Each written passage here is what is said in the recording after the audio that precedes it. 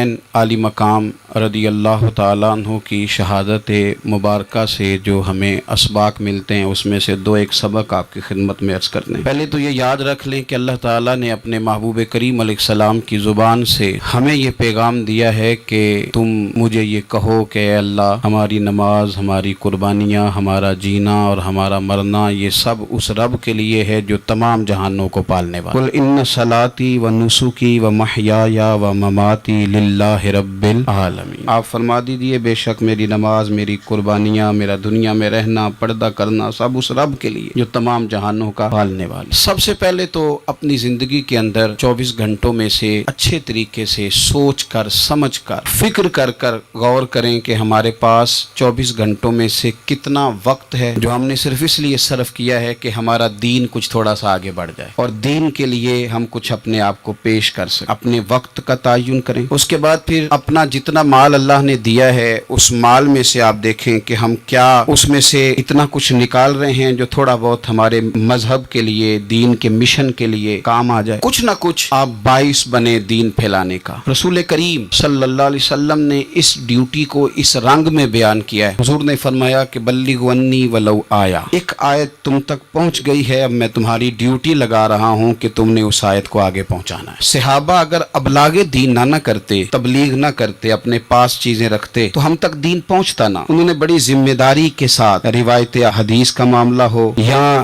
حفظ دین کا، بڑی ذمہ داری کے ساتھ پھر ہمارے محدثین نے محنت کی اور کتابیں جمع کر کے ترتیب دے کے ہم تک پہنچائیں۔ ہماری یہ ذمہ داری ہے کہ ہم خیر کی بات آگے پہنچائیں، خیر کی بات۔ ہمیں بڑی مثالیں آتی ہیں، بڑی ساری چیزیں ہمارے پاس ہوتی ہیں، بڑا کچھ ہم کہہ سکتے ہیں، بڑی ہمیں کہانیاں یاد ہوتی ہیں، تو یہ تو ہمیں الجھا دے گا یہ سارا معاملہ۔ کیا یہ اچھا ہو کہ ہم جمعے والے دن اپنے خطیب صاحب سے جو حدیث سنتے ہیں اسے اچھے طریقے سے ذہن میں بٹھائیں اور پھر پورا ہفتہ گھر کے اندر، بازار کے اندر، گلی کے اندر، دوستوں میں، بچوں میں جب بھی بیٹھیں تو اپنی بات مدینے والے رسول کی بات سے شروع کریں، اور آپ کو ذائقہ اتنا ملے گا کہ کسی نے حضرت ابو ہریرہ رضی اللہ تعالیٰ عنہ سے پوچھا تھا کہ آپ کو کیا شہد لگا ہوا ہے کہ ہر وقت لوگ آپ کے گرد بیٹھے رہتے، ہر وقت مجمع ہی رہتا ہے؟ کچھ لوگ ہوتے ہیں نا جی، وہ بیٹھ جائیں تو محفل ہو جاتی ہے، چلنے لگیں تو جلوس ہو جاتا ہے۔ کچھ لوگ ہوتے ہیں تو کہا حضرت آپ کون سا شہد ہے؟ تو حضرت ابو ہریرہ فرمانے لگے شہد میاں کوئی بھی نہیں، میں نہ کسی کو اپنی بتاتا ہوں، نہ باپ دادا کی بتاتا ہوں، نہ برادری قبیلے کی بتاتا ہوں، میں تو جس کو بھی بتاتا ہوں محمد عربی کی بات ہی بتاتا ہوں۔ تو بس یہ آپ سمجھ لیں کہ میری بات بن گئی ہے تیری بات کرتے کر۔ تو ایک یہ بات آپ نے ذہن میں رکھنی۔ دوسرا پیغام میرا آپ کے لیے یہ ہے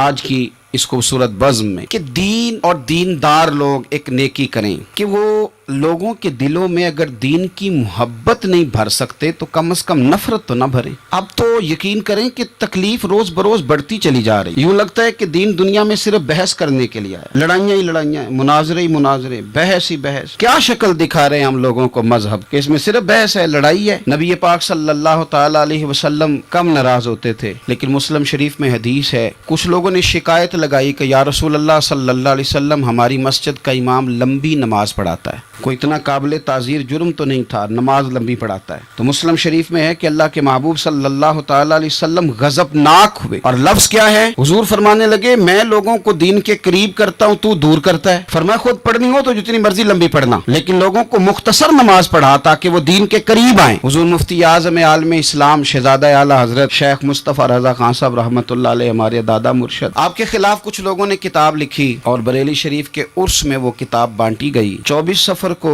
علماء کی وہاں میٹنگ ہوتی ہے اور ہزاروں علماء اس میں راسخ العلم لوگ وہاں موجود ہوتے ہیں، راسخ العقیدہ۔ حضور مفتی اعظم نے وہ کتاب سامنے رکھی اور کتاب سامنے رکھ کے علماء سے کہا کہ یہ شرعی اعتراض ہے مجھ پر اور یہ اس کا جواب ہے، یہ شرعی اعتراض ہے، یہ اس کا جواب ہے، یہ شرعی اعتراض ہے، یہ اس کا جواب۔ جو شرعی اعتراض تھے ان کے جوابات دے دیے۔ فرمایا کچھ انہوں نے نا اخلاقی اعتراضات کیے ہیں تو میں کسی کی ذات پر اتر کر بات نہیں کرنا چاہتا، کچھ انہوں نے ذاتی اعتراضات کیے ہیں، اور جو مہذب قومیں ہوتی ہیں وہ کسی شخص کی شخصیت پر اتر کر، نیچے اتر کر بات نہیں کرتی۔ تو یہ شرعی اعتراضات تھے، یہ جواب ہے۔ تو علماء نے پوچھا کہ حضرت یہ کتاب کب چھپے گی؟ تو آپ فرمانے لگی چھپے گی کوئی نہیں ہے۔ حضور نے آپ کے خلاف لکھا ہے تو آپ کہتے ہیں چھپے گی نہیں، آپ کو بھی تو چھاپنی چاہیے۔ تو آپ فرمانے لگے یار جی انہوں نے لکھا ہے تو کچھ بندے نا اس کتاب کی وجہ سے مجھ سے کٹ کے ان سے جڑ گئے، تو اب جب ان کا ذہن مجھ سے کٹا ہے، کسی اور کی طرف جڑا ہے، تو میں جواب لکھوں گا تو وہاں سے بھی کٹ جائیں گے، تو پھر منتشر ہو جائے گا ان کا ذہن، ہو سکتا ہے کسی گمراہی کی جانب چلے جائیں۔ تو چلو میری ایک ذات बात हदफ तनकीद बनी है तो कोई हर्ज नहीं। मैं नहीं चाहता कि मेरी वजह से कुछ लोगों का ज़हनी नुकसान हो। मैं लोगों को मुस्तफ़ा के दीन का प्यार देना चाहता हूँ, दीन से बेजार नहीं करना चाहता। मेहरबानी फरमाएं। मैंने जुमे में भी यूं दोनों हाथ बांध के कहा था, तकरीर करने वालों, नकाबत करने वालों, बस करो। आप अपनी तकरीर चमकाने के लिए, अपनी तकरीर चमकाने के लिए कौम को तकसीम कर देते हो। हक की बात के इजहार का माना लड़ाई तो नहीं होता। हमारे जितने बुजुर्ग थे वो सारे हक की बातें करते रहे, लेकिन इतना इंतशार, इस कदर ज्यादा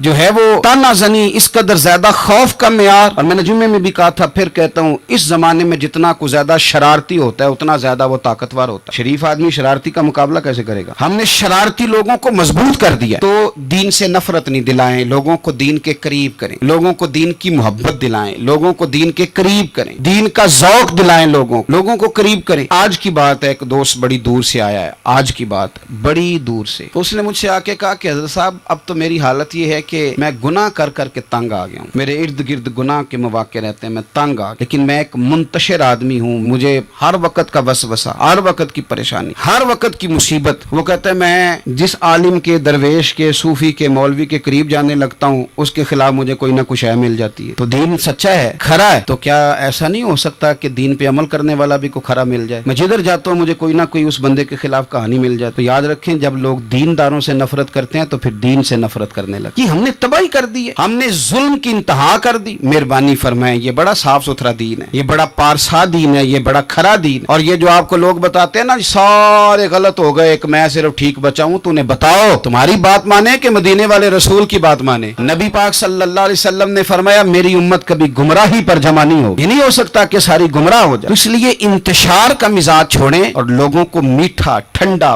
प्यारा, खूबसूरत दीन लोगों तक पहुंचाएं। मीठी बात करें और अच्छे तरीके से लोगों तक पैगाम हक पहुंचाएं। लोग कहते हैं जी मैं बात सच्ची करता हूं इसलिए तलख रहता हूं। नबी पाक से ज्यादा सच्ची बात तो कोई भी नहीं करता था। हुजूर बात भी सच्ची करते थे और लहजा भी शहद से ज्यादा मीठा होता। तो ये कौन सी कहानी सुना रहे हो? नहीं कि मैं कड़वा इसलिए हूं कि मैं सच बोलता हूं। सच कड़वा नहीं होता, सच तो शानदार होता है, सच तो सोना होता है, सच का तो चेहरा निखरा हुआ होता है। सच कहाँ कड़वा होता है? कड़वा कुसैला तो तू है, इसलिए तूने सारी तबाही उतार दी। तीसरी बात, आज की इस गुफ्तगू में तीसरा पैगाम इमाम अली मकाम की शहादत के लिहाज से ये सुने कि जरूरी नहीं कि जो बात आप कर रहे हो सारे लोग उससे एग्री भी करें, ये भी जरूरी। तो सबको मनवाने का मिजाज भी छोड़ दें, ये भी इमाम हुसैन का पैगाम। उस वक्त तो ढेर सारे लोग यजीद की तरफ चले गए थे और इमाम अली मकाम मैदान में निकले और मामूली आदमी नहीं, नवासे रसूल, जिगरगोश है बतूल। ये जो करबला की रेत पे खून बहा है, ये आपको पता है खून किसका है? ये रसूल करीम का खून है, ये नबी करीम का खून बहा है। अल्लाह करे आपको समझ आए। नबी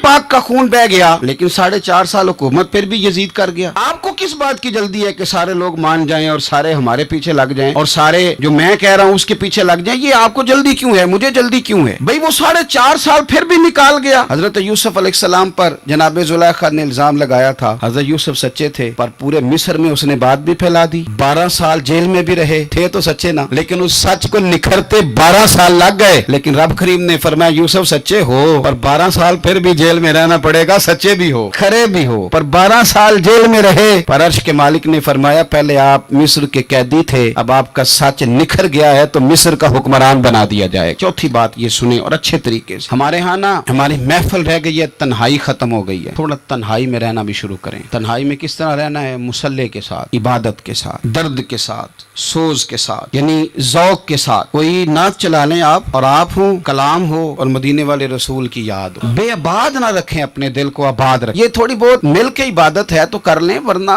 अकेले भी हम प्लानिंग ही करते रहते हैं, दोस्तों में भी साजिश करते रहते हैं। दफा करें, सियासतें होती रहती हैं, ये कब जान छोड़ती हैं। लेकिन कुछ ना कुछ वक्त मुसल्ले को जरूर दें। 9-10 मुहर्रम की दरमियानी रात अमर बिन साद इमाम अली मकाम के खेमे में आया और आके कहने लगा हुसैन बातें दो ही हैं, अब यजीद और उबैदुल्लाह इब्न ज़ियाद और दीगर कोई और बात सुनने को तैयार नहीं होते, दो ही बातें हैं, या आपको बैत करनी है या जंग करनी है। तो इमाम अली मकाम फरमाने लगे कि मुझे 1 रात की मोहलत दे दो, 1 रात की मोहलत, सवेरे बताऊंगा क्या करना है। 9-10 की दरमियानी रात अमर बिन साद ने कहा ठीक है मैं सवेरे आ जाऊंगा। तो अमर बिन साद खेमे से बाहर निकला तो हजरत अब्बास बिन अली, हजरत अब्बास रदी अल्लाह ताला अन्हु हाजिर बारगाह हुए तो इमाम अली मकाम से अर्ज करने लगे भाईजान मुझे पता है सवेरे आपने क्या फैसला करना है और आपको भी पता है सवेरे क्या फैसला करना है। तो ये बदबातन किस्म के लोग हैं, ये सोचेंगे पता नहीं हुसैन कमजोर पड़ गया। अभी बताना था कि हमने बैत नहीं करनी। کرنی, آپ نے رات مہلت کیوں مانگی؟ یہ پتہ نہیں رات کیا کیا بدگمانیاں سوچیں گے. فیصلہ تو سویرے بھی وہی ہونا ہے اور اب بھی وہی ہونا ہے کہ ہم یزید کی بیعت کرنے کو تیار نہیں ہیں, تو آپ یہ بھی بات کر دیتے. تو امام حسین فرمانے لگے, عباس تیرا کیا خیال ہے, میں نے سوچنے کے لیے ٹائم لیا ہے, تیرا کیا خیال ہے کہ میں نے کوئی نئے راہ تلاش کرنی ہے, کوئی مجھے اور کسی فوج کے پہنچ جانے کی امید ہے؟ کہا نہیں, مجھے کچھ بھی نہیں کرنا, نہ کچھ سوچنا ہے, فیصلہ بھی وہی ہے جس کا تجھے پتہ ہے. لیکن بھائی یہ آخری رات بچی ہے, کل حسین دنیا سے جائے گا, آخری رات بچی ہے, دل کرتا ہے کہ آج کی رات نہ میں رج رج کے اپنے رب کو سجدے کروں, میں جی بھر کے اس کی عبادت کروں, یہ پیشانی اس کے حضور ناز جھکے. او یار حسین ابن علی تو ایک رات باقاعدہ بچائیں کہ میں نے اللہ کے حضور حاضری دینی ہے, اور تو ساری راتیں ضائع کر دیتا ہے. تو تنہائی میں کچھ نہ کچھ عبادت کریں. میں اللہ کے حضور دعا کرتا ہوں کہ اللہ تعالیٰ میدان کربلا کی ہواؤں کا صدقہ, اللہ تعالیٰ حسین ابن علی کے خون کا صدقہ ہماری زندگی پردہ پوشی والی کرے اور موت ایمان والی کرے, اور اللہ تعالیٰ ہمیں ہر فتنے سے محفوظ رکھے اور ہماری اولادوں کو بھی حضور کی اولاد کا وفادار رکھے. آخر دعوانا الحمدللہ.